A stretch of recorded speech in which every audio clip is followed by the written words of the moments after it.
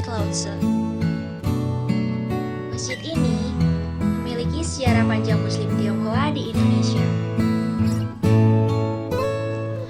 Masjid Lao-Tse ini didirikan oleh Bapak Haji Karimoi. Masjid Lao-Tse ini terletak di Jalan Tamblong, Kota Bandung.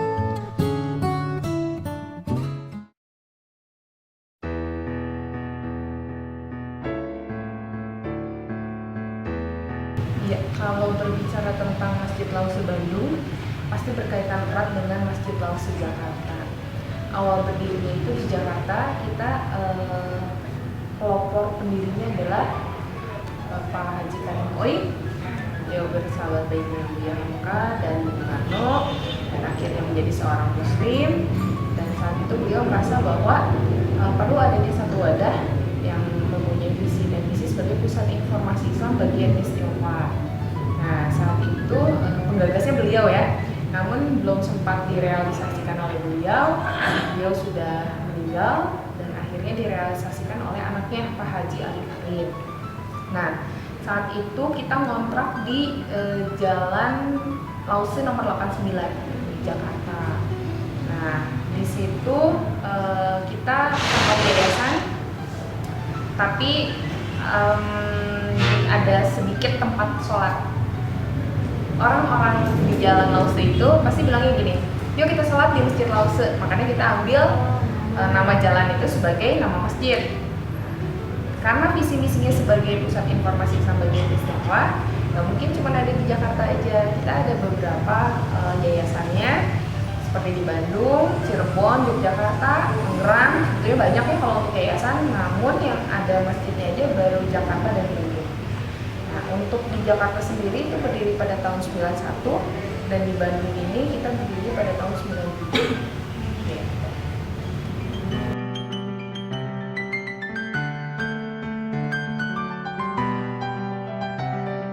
Ya, kalau untuk sama ya seperti di Jakarta ya, visi misinya adalah sebagai pusat informasi Islam bagi etnis Tionghoa.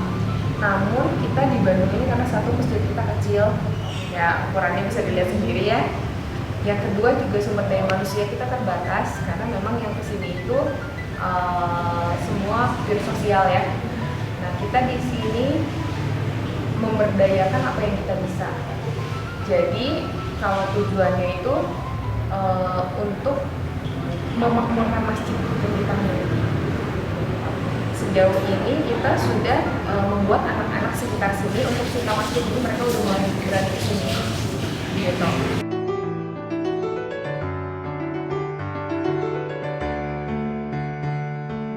Ya, kalau Masjid Lao-Tse dengan masjid yang lain mungkin satu dari arsitektur sudah jelas berbeda ya. Ya, kalau misalnya saya ditanya kenapa Masjid Lao-Tse warnanya merah gitu, mungkin saya akan jawab karena nggak ada aturan masjid harus warnanya hijau gitu ya. Nah, kalau ada aturannya mungkin ini warnanya hijau. Yang pertama itu yang membedakan satu tadi visi misinya sebagai pusat informasi Islam bagi etnis Tionghoa khususnya, tapi secara umum untuk seluruhan ya.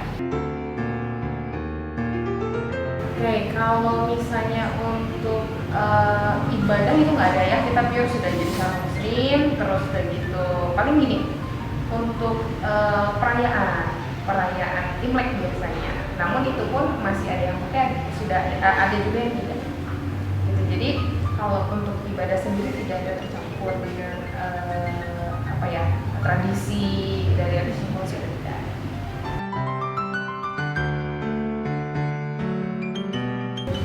Kalau untuk muslim Tionghoa kumpul di sini itu biasanya waktu sholat Idul Fitri sama waktu sholat Idul Adha. Gitu. Jadi selebihnya ketika kita undang aja palingan mereka kumpul di sini, kita ada acara yuk kumpul yuk. Kumpul kadang nggak di masjid ini kumpulnya karena masjidnya terlalu kecil ya gitu. Jadi kadang juga kita di luar di mall bareng-bareng cuma kumpul ngobrol-ngobrol ya silaturahmi, udah itu selesai.